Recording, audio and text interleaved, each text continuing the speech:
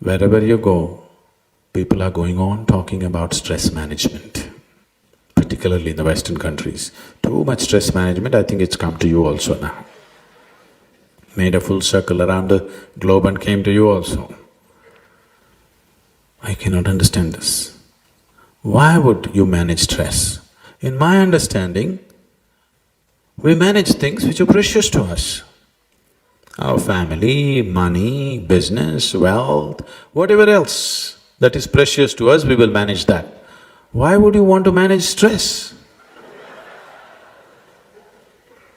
Somewhere you think it's a part of your life, isn't it? Stress is not happening to you because of your family situations. Stress is not happening to you because of your profession, because of your business, because of the world around you. It's happening to you because you do not know how to manage your own systems. You do not know how to keep your body. You do not know how to manage your mind. You do not know how to manage your emotions or your chemistry or your energies. This is why stress is happening, isn't it? Yes? What is stressful for one person, another person is breezing through the same situation, isn't it true? So the stress is not in the situation, it is in your inability to manage yourself. Right now you're depending totally upon your five senses to perceive life. These five senses are not reliable. People always told you, seeing is believing, but you know everybody sees what they want to see. Going a little deeper into your vision itself, you know the bird owl, do you have them? The owl? See, just now sun is setting, it's becoming dark for you, but all the owls are saying good morning to each other. It's light for him. Morning when the sun comes up, it's light for you, but it's darkness for him. So if you and an owl sit together and start an argument as to which is light and which is darkness, where would it go? Endless argument, isn't it? I'm asking who is right, you or the owl? Huh? What is that? Both. If you're saying both, either you're working in the diplomatic corps or you have a successful marriage. You learn to say both to everything. I'm asking which is the truth, which is light, what you see is light or what he sees is light.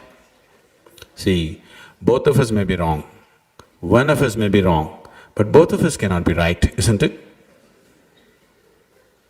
What you see is light or what he sees is light. Now this is an endless argument because nature has opened up your senses as it is necessary for your survival. Nature has opened up his senses as it is necessary for his survival. If survival is all you're seeking, sense perception is good enough. But if you're seeking something more than survival, suddenly it's inadequate. Once you have come here as a human being, then somehow survival is not enough. When survival is in question, it's a very big deal. Once it's taken care of, it doesn't mean anything, isn't it so? Yes? See, if you had come here as any other creature on this planet, stomach full, life settled. Yes or no? But once you come as a human being, stomach empty, only one problem, food. Stomach full, 100 problems. What you call as human life begins only after survival is taken care of, isn't it? Till your survival is taken care of, you are also like any other creature, just a biological entity. Only after survival is taken care of, other dimensions of what you call as human begin to find expression, isn't it? And what is this? What does being human mean? It doesn't mean anything, because there is no one established quality which you can say, this is human. See, if a tiger is born, for example, if a tiger is born, A tiger is not sitting here and struggling how to become a good tiger.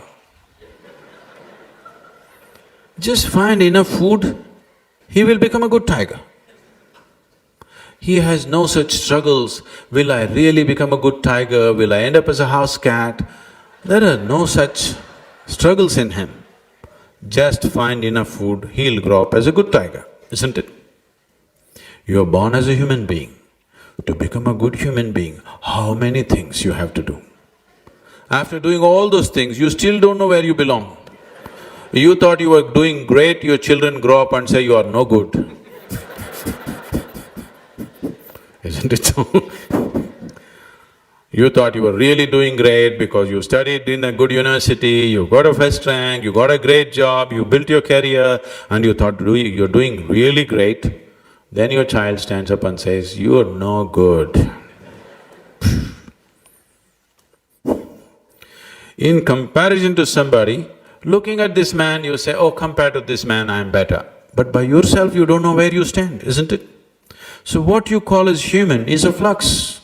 This moment, you can be godlike, next moment you can be brute-like. What is human is not an established entity. It can just go whichever way. So this is the beauty of your life, that this moment you can be whichever way you want to be. Now this freedom is what humanity is struggling with right now. If you're suffering your bondage, it's all right, but you're actually suffering your freedom. If your life was as fixed as any other creature's life, you would not experience any stress, you would go through it effortlessly. Now your problem is, there is freedom to be whichever way you want to be the next moment. This is what you're struggling with. If you're suffering your bondage, it's all right. If you're suffering your freedom, that's a tragedy, isn't it? Your life is not a tragedy because this happened or that happened. Your life is a tragedy because everything is happening and you're missing it. Yes? This did not happen, that did not happen, that's not a tragedy. Sun came up in the morning, but you cannot experience it. You're breathing, you cannot experience that. You're alive, you cannot enjoy that. This is a tragedy, isn't it? Yes or no? What happened, what did not happen is not the point. The most significant aspect of your life is that you're alive right now. Is that so? Everything else is secondary and incidental. Is that so? Yes? But you are not aware of your aliveness. You are busy with your psychological nonsense. Your thoughts, your emotions have become, your psychological reality has become far more important than your existential reality. What it means is, you are so enamored with your own petty creation that you're completely missing the grandeur of Creator's creation. That's what it means.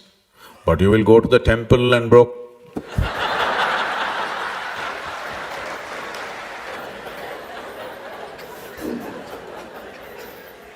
you do all kinds of things, but if you truly value creation, the best thing that you can do is to pay attention and to experience it, isn't it?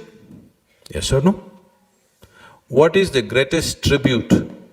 Suppose somebody cooks some nice food and presented it in front of you, what is the greatest tribute? That you write a poetry on it or you joyfully eat it, which is better? Somebody has done a work of art, you ignore it and give him an award. Is that great? Or you truly appreciate and enjoy it, is that great? So, your damn worship, your ritual, your nonsense is not important. If you truly value the Creator and the creation, the best thing is that you lived blissfully. That is the best appreciation for the Creator.